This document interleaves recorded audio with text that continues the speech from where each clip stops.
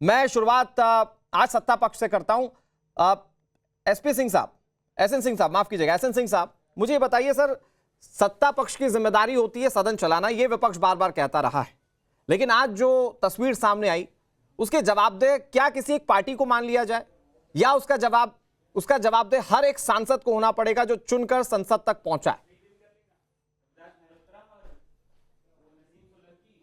देखिए, कांग्रेस की एक कैरेक्टर है, जैसे सभी का एक अपना चरित्र होता है, उसी तरह से कांग्रेस का एक चरित्र है कि जब वो सत्ता से दूर होती है या सत्ता प्राप्ति के लिए वो कुछ भी कर सकती है, और ये पहली बार नहीं है। वो देश में सत्ता प्राप्ति के लिए हिंदू मुस्लिम करा दी, पता नहीं कितने लाख लोगों की जान चली गई। आदरणीय सुभाष चंद्र बोस जी के साथ की सत्ता प्राप्ति के लिए उसने आदरणीय अंबेडकर जी के साथ क्या क्या नहीं किया। तो सत्ता प्राप्ति से जब दूर होते हैं तो इस तरह से हिंसक वाला बयान बार बार मल्लिकार्जुन खड़गे के द्वारा, आदरणीय राहुल गांधी जी के द्वारा पहले भी दिया जाता था कि देश में हिंसा हो जाएगा, बवाल हो जाएगा, झगड़े हो जाएंगे, सड़कों पर लोग उतर जाएंगे। तो मुझे लगता है खून खराबा करना ये कांग्रेस के चरित्र में है, कांग्रेस के डीएनए में है। उस डीएनए के नाते आज ऐसा हुआ। अगर आपको ताकत है और आप अच्छे ब्लैक बेल्टर हैं तो आप राष्ट्र के गौरव का कार्य करिए, आप एक पदक जीत कर ले आइए, भारत का मान सम्मान बढ़ाइए। लेकिन अपने इस ताकत का दुरुपयोग जो आपने आदरणीय अंबेडकर जी के लिए किया, आदरणीय पटेल जी के लिए किया, मेरा सवाल ये है कि आज पे भी कर रहे हैं सदन में जब जूतम पैजार की नौबत आ जाए, धक्का मुक्की और सांसदों के चोटिल होने की नौबत आ जाए, तो जिम्मेदारी किसकी है? नहीं, देखिए, अंबेडकर जी की बात चल रही थी। अगर सत्ता पक्ष या भारत के लोग ये पूछते हैं कि आपने अंबेडकर जी की बेइज्जती क्यों की, आप बार बार जो है क्यों चाहते थे कि अंबेडकर जी चुनकर ना आए, अगर वो बंगाल से आते हैं वहां पे भी आप विरोध करते हैं। और कल मल्लिकार्जुन खड़गे जी के बारे में भी पत्रकारों ने पूछा कि उस समय नेहरू जी का पत्र दिखाते हुए कि वो सीधे सीधे अंबेडकर लिखे हुए हैं। अगर हम राम कहते हैं, अंबेडकर कहते हैं, और जवाहरलाल नेहरू जी ने खुद लिखा है कि अंबेडकर चुनाव हार गए, तो उसमें जी नहीं लगाए हैं। उसके बाद भी आप क्या दिखाना चाहते हैं? क्योंकि कथनी और करनी में अंतर था, करना कुछ और था, कहना कुछ और था। भाई, आप बार बार जो है वो समाज में विरोध पैदा करने का कार्य कर रहे हैं, हिंसा को जन्म देने का कार्य कर रहे हैं। मैं अपने दर्शकों को, व्यूअर्स को एक बहुत इंटरेस्टिंग चीज बताता हूं कि आज हम चलेंगे, आज सदन में ये जो प्रदर्शन हो रहा था, व्यूअर्स इस बात को समझिए, कांग्रेस पार्टी ये कह रही थी बीजेपी अंबेडकर साहब का अपमान कर रही है, और बीजेपी ये कह रही थी कि कांग्रेस पार्टी ने कभी भी सम्मान नहीं किया अंबेडकर साहब का। सम्मान की बात दोनों पार्टियां कर रही थी, लेकिन संविधान के रचयिता जिनकी वजह से आज वो संसद खड़ा है, उस संसद के अंदर माननीय एक दूसरे के साथ मारपीट कर रहे थे। ये धक्का मुक्की की नौबत आ गई। अब सोचिए कि जिन्होंने संविधान रचकर इतना महान लोकतंत्र दिया पूरी दुनिया को, वो देखते होंगे तो वो क्या सोचते होंगे कि आज देश में क्या चल रहा है। मैं आपके पास आ रहा हूं सैयद जवाद भाई, आपके पास आ रहा हूं, चूंकि पॉलिटिकल पार्टी से मैंने शुरुआत की, मैं समाजवादी पार्टी के पास चला जाता हूं, विजय राठी जी के पास। विजय जी, आज जो ये तस्वीर है उसमें प्राइमा फेसी तो यही सामने आ रहा है कि राहुल गांधी ने धक्का मारा, उसके बाद सारंगी साहब चोटिल हो गए। तो मतलब आप क्या विपक्षी सांसद क्या धक्का मुक्की भी करेंगे क्या सांसदों के साथ? मूल बात क्या है? मूल बात समझिए। मूल बात ये है कि जब देश ऐसे लोगों के हाथ में चला जाए कि जो देश को चलाना ना जानते हैं। पहले क्या होता था, ये तो हमने देखा कि संसद के अंदर हंगामा होता था। अब हमने देखा कि संसद के बाहर जो प्रेमाइस है उसमें धक्का मुक्की शुरू है।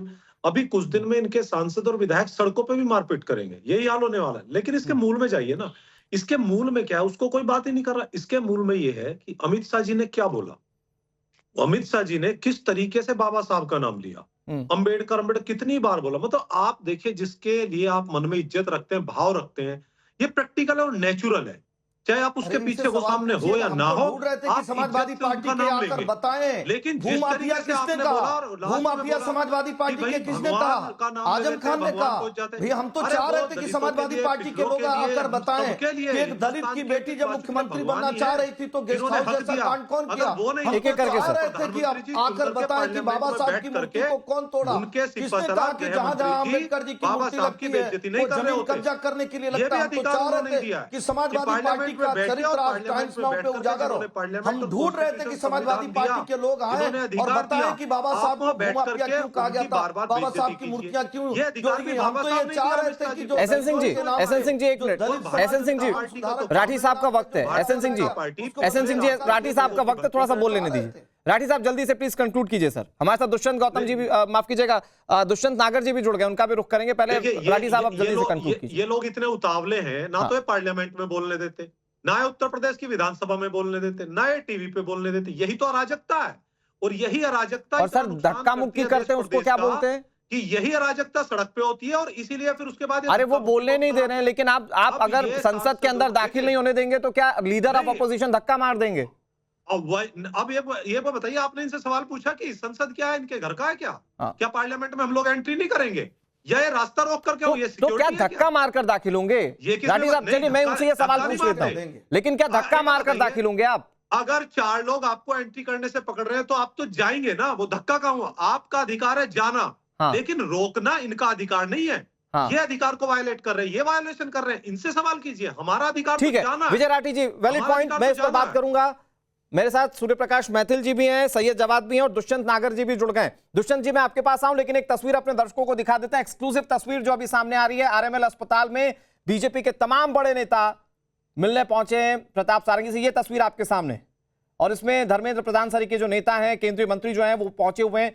मैं दुष्यंत जी आपके पास आ रहा हूं, लेकिन एक बार जरा तस्वीरें अपने दर्शकों को अच्छे से दिखा दूं। ये देखिए, ये वो तस्वीर है, इसमें निशिकांत दुबे दिख रहे होंगे, धर्मेंद्र प्रधान दिख रहे हैं, और डॉक्टर इलाज करते हुए इन तस्वीरों में दिख रहे हैं। ये सांसद साहब धक्का खाने के बाद ये अस्पताल के बिस्तर पर पहुंच गए। ये आज देश का लोकतंत्र आप देख सकते हैं कैसे अस्पताल पहुंचा हुआ है। मैं दुष्यंत नागर जी, ये कल्पना हम जब 75 साल पर चर्चा कर रहे थे संविधान की, ये कल्पना किसी ने की थी कि इसी संसद के सत्र में कोई एक सांसद संसद परिसर में धक्का खाकर आरएमएल अस्पताल में भर्ती होंगे? जरा आप भी तस्वीरें देखिए दुष्यंत जी, और आरोप लग रहा है कि लीडर ऑफ अपोजिशन ने धक्का मारा है। जी बिल्कुल लीडर ऑफ ओपोजिशन ने धक्का नहीं मारा है। ये विफलता भारतीय जनता पार्टी की है, संसदीय कार्य मंत्री की और लोकसभा अध्यक्ष की है कि जो संसद को सुचारू रूप से चलाने में नाकामयाब हो गए। लेकिन मैं एसएन सिंह जी हमारे बड़े विद्वान मित्र हैं, इनकी बात का जवाब देना चाहता हूँ। दुष्यंत जी आप बताएं, उससे पहले एक बड़ी खबर आ गई, अपने दर्शकों को एक अपडेट दे देते हैं। इसी मामले से जुड़ी बड़ी खबर यह है कि राहुल गांधी पर एफआईआर दर्ज कराने जा रही है बीजेपी। ये बड़ी खबर हम आपको बता रहे हैं। राहुल के खिलाफ शिकायत का ड्राफ्ट तैयार हो चुका है। पार्लियामेंट्री स्ट्रीट थाने में एफआईआर दर्ज होगी। जो सांसद एफआईआर दर्ज कराने जाएंगे उनमें अनुराग ठाकुर, बांसुरी स्वराज शामिल होंगे।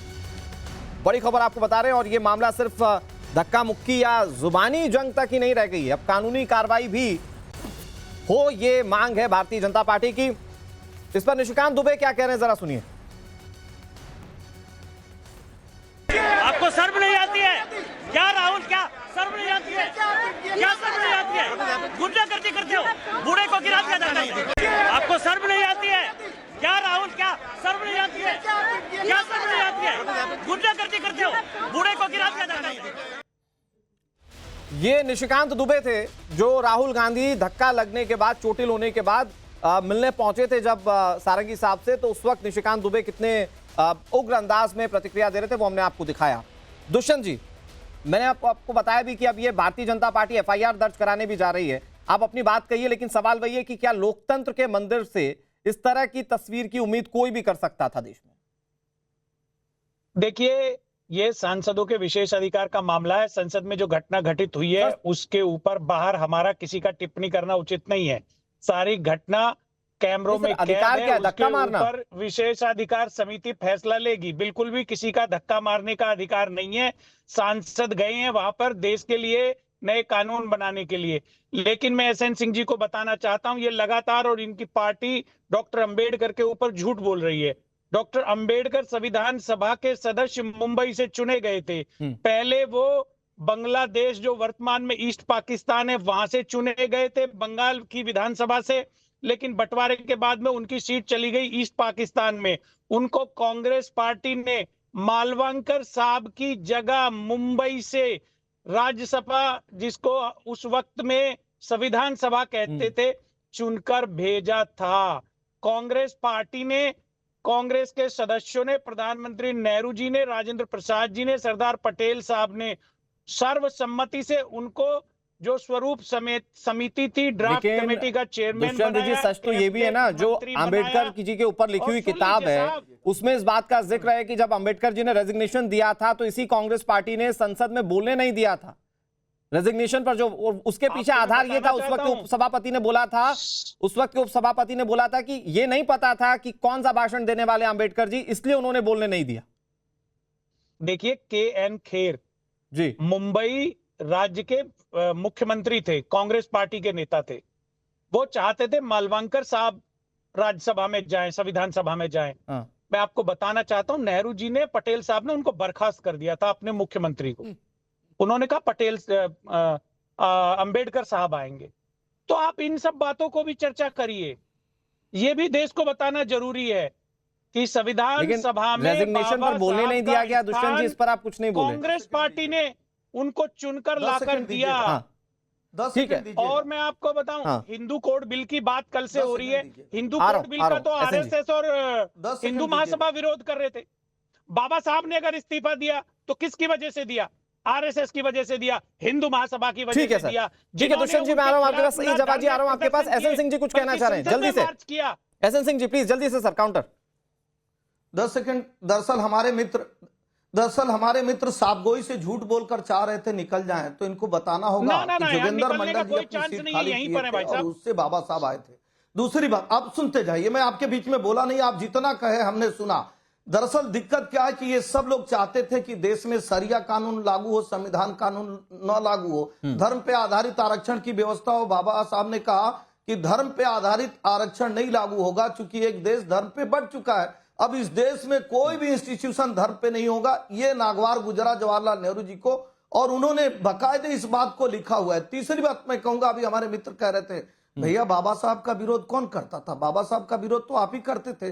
वो पत्र तो सार्वजनिक है जिसमें खुशी जाहिर किया जा रहा है कि बाबा साहब चुनाव हार गए, अच्छा हुआ। और चौथी बात मैं कहूंगा कि बाबा साहब का इतना ही सम्मान था तो अपने ही परिवार को क्यों राष्ट्रीय पुरस्कार दे लिए जाते थे, भारत रत्न दे लिए जाते थे? बाबा साहब को देना था ना। बाबा साहब की तो चित्रवृत्ति भी नहीं संसद में लगाने का। लेकिन अगर आज बाबा साहब को श्रद्धांजलि वाकई सभी लोग देना ही चाहते हैं, तो सदन की ये तस्वीर सामने नहीं आती, सदन का कार्य सुचारू चलता है। एसएन सिंह जी और दुष्यंत जी, मैं रोक रहा हूं आपको, इसके बाद में सूर्य प्रकाश मैथिल के पास जाऊंगा। एक बड़ी खबर आ गई है कि बाबा साहब, सर एक बड़ी खबर आ गई, वो अपने दर्शकों को बता देता हूं। गृह मंत्री अमित शाह संसद धक्का मुक्की मामले को लेकर ये बड़ी खबर है। गृह मंत्री अमित शाह से जुड़ी हुई, लोकसभा स्पीकर से मिले हैं गृह मंत्री अमित शाह। ओम बिरला से मुलाकात हुई है और आज जो धक्का मुक्की हुई, जो सांसद चोटिल हुए, इस पर चर्चा की गई है, उस पर बातचीत की गई है। बड़ा अपडेट है। मैं सूर्य प्रकाश मैथिल जी आपके पास आता हूं। ये तमाम अपडेट्स आते रहेंगे, लेकिन सबसे बड़ा सवाल ये कि हम तो सबसे बड़े लोकतंत्र के से जुड़े हुए हैं, और सबसे बड़े लोकतंत्र के सबसे बड़े मंदिर में आज जो देखने को मिला,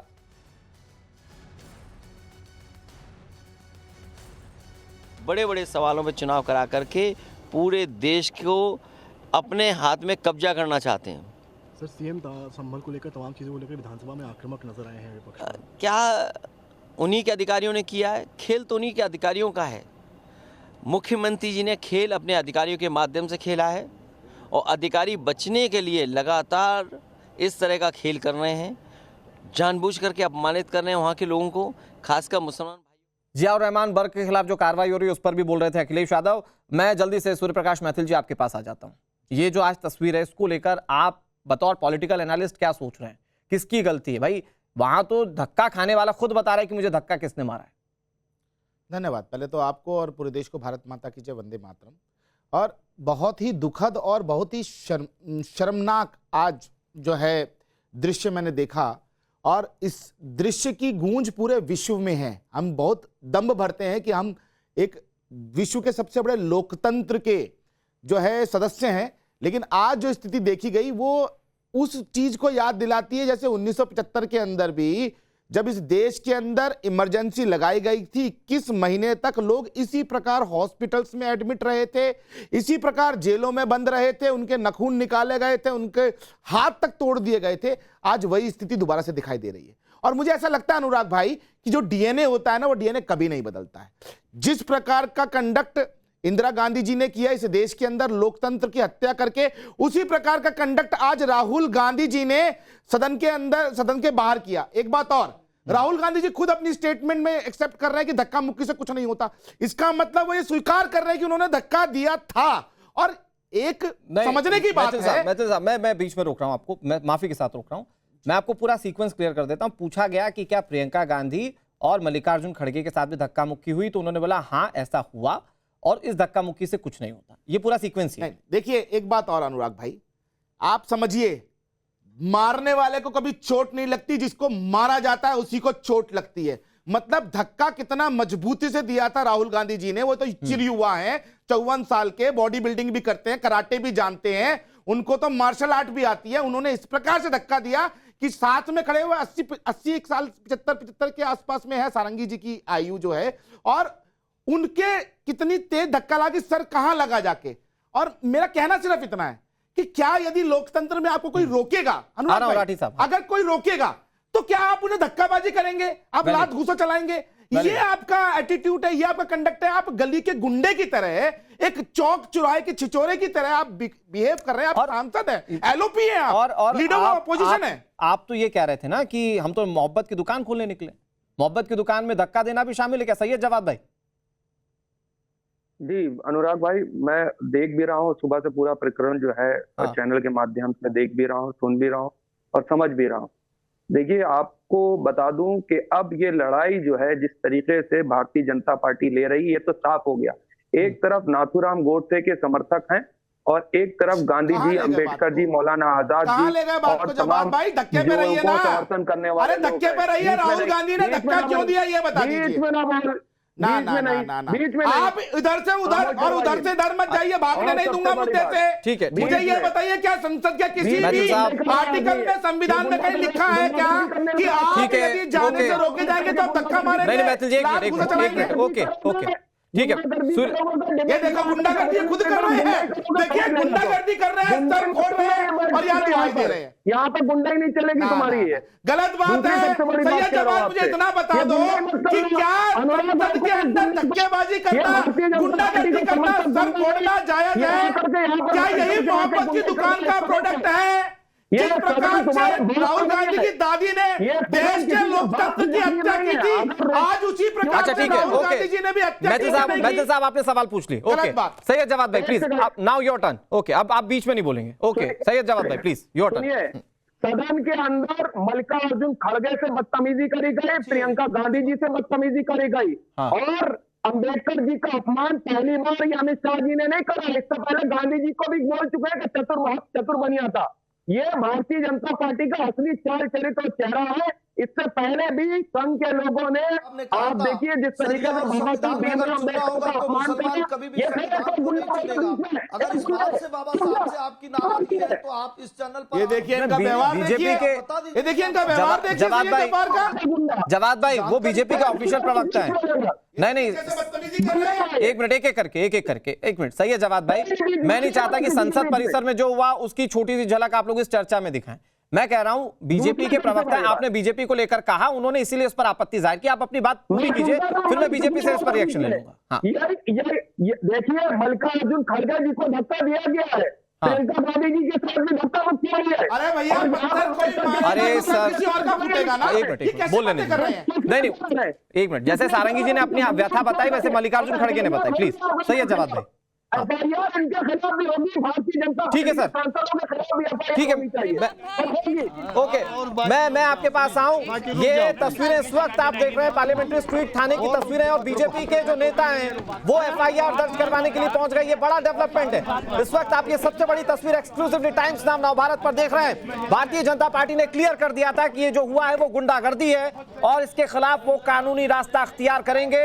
एफआईआर दर्ज करवाने के लिए बांसुरी स्वराज पहुंची, अनुराग ठाकुर भी इस डेलीगेशन में होंगे जैसा कि जानकारी मिल रही है। तस्वीरें हम आपको लगातार दिखा रही है। सारंगी साहब जो कि जख्मी हुए हैं, लेकिन अभी का बड़ा डेवलपमेंट यह है कि बीजेपी के नेता जो हैं वो पार्लियामेंट्री स्ट्रीट थाने पहुंच चुके हैं बहुत जल्दी से। दुष्यंत नागर जी, मैं आपके पास आता हूं। बीजेपी यहां पर एफआईआर दर्ज करवाने के लिए पहुंच गई है, लेकिन एक बहुत इंपॉर्टेंट सवाल सर यह है कि जिस वक्त सारंगी साहब जख्मी थे, राहुल गांधी उनके पास जाते हैं, लेकिन कोई ग्रेटिट्यूड नहीं होता, कोई हालचाल नहीं पूछते। वो ये कहकर चले जाते हैं कि धक्का इन्होंने मारा। भाई आपके सीनियर है वो, कम से कम एक बार ये पूछना तो बनता था कि आप चोट लगी तो कैसे हैं? दुष्यंत नागर जी, आपको नहीं लगता कि इतनी इंसानियत लीडर ऑफ अपोजिशन की होनी चाहिए थी? देखिए जी, सारंगी जी का हम बहुत सम्मान करते हैं और मेरी शुभकामनाएं उन्हें शीघ्र स्वास्थ्य होने के लिए है, लेकिन मैं ऐसा बिल्कुल नहीं मान सकता कि श्री राहुल गांधी जी ने अवश्य उनकी कुशलक्षेम पूछी होगी, उनसे कोई उन्होंने तर्क वितर्क मुझे नहीं लगता किया होगा। आप अपनी जानकारी दोबारा से करेक्ट करिए। नहीं, मैं इस पर बात करूंगा दुष्यंत जी, मैं इस पर बात करूंगा, पूरा सीक्वेंस आपको दिखाऊंगा। इस वक्त धर्मेंद्र प्रधान जो कि प्रताप सारंगी से मिलकर आए, उनको उनका रिएक्शन आ रहा है, पहले वो सुना देते अपने दर्शकों को। सामंतवादी राहुल गांधी कुचल के सबको धक्का मारते हुए अंदर आए। बुनियाद जी को धक्का मारे, उनके साथ जो हमारे मुकेश राजपूत जी थे और हमारे वरिष्ठ साथी प्रताप षडंगी जी थे, उनको भी धक्का मारे, दोनों गिर पड़े और 3-4 सांसद गिर पड़े। प्रताप षडंगी जी की सर पे चोट आई है, अभी डॉक्टरों को मैंने पता किया गंभीरता कितना है, उनको स्टिच लगी है, उनकी बीपी हाई है, वो हार्ट की पेशेंट है। अरे यार माइक तो मैं इसको कितना भी कठोर शब्द में निंदा करूं, संसद की परिसर में जो संविधान की दुहाई देते हैं, बहाना बनाते हैं, उनकी गुंडागर्दी भारत की लोकतंत्र, भारत की जनता बिल्कुल इसको सहन नहीं करेगी। आप आदिवासी महिला कोनियाक बहन को छोड़ते नहीं। अभी सारा बता शिकायत लाए हैं तो किसके खिलाफ लेके सर, क्या बाइनेम शिकायत दे रहे हैं? और ये शिकायत क्या पीड़ित की तरफ से? आप ये देखिए, अनुराग ठाकुर अंदर की तरफ जा रहे, कह रहे एक बार मैं शिकायत दे लूं पहले, उसके बाद तो आज संसद परिसर में जो हुआ उसको लेकर लगातार हलचल जो है वो जारी है और एक एक तस्वीरें हम आपको दिखा रहे हैं। इस वक्त आप जो तस्वीरें देख रहे हैं पार्लियामेंट्री स्ट्रीट थाने की तस्वीरें, जहां पर बीजेपी के सांसद पहुंचे। बांसुरी स्वराज आपको तस्वीरों में दिख रही हैं, अनुराग ठाकुर आपको तस्वीरों में दिख रहे हैं और ये शिकायत दर्ज कराने के लिए पहुंचे हुए। मोहित ओम हमारे सहयोगी ज्यादा जानकारी के साथ जुड़ गए। मोहित, बीजेपी की क्या शिकायत है? थाने में कौन सी तहरीर दी जाएगी? चलिए मोहित का रुख करेंगे, लेकिन एक बड़ी खबर आ गई है, संसद का सत्र आज ही समाप्त हो सकता है। कल खत्म होने वाला था, लेकिन धक्का मुक्की कांड का संसद सत्र पर बड़ा असर है। संसद की कार्यवाही बाधित रही है। शीतकालीन सत्र कैसा चला यह देश की जनता जानती है, लेकिन कल जिस सत्र को खत्म होना था, धक्का मुक्की कांड का असर ऐसा कि यह सत्र आज ही खत्म हो सकता है, जो सूत्र बता रहे हैं।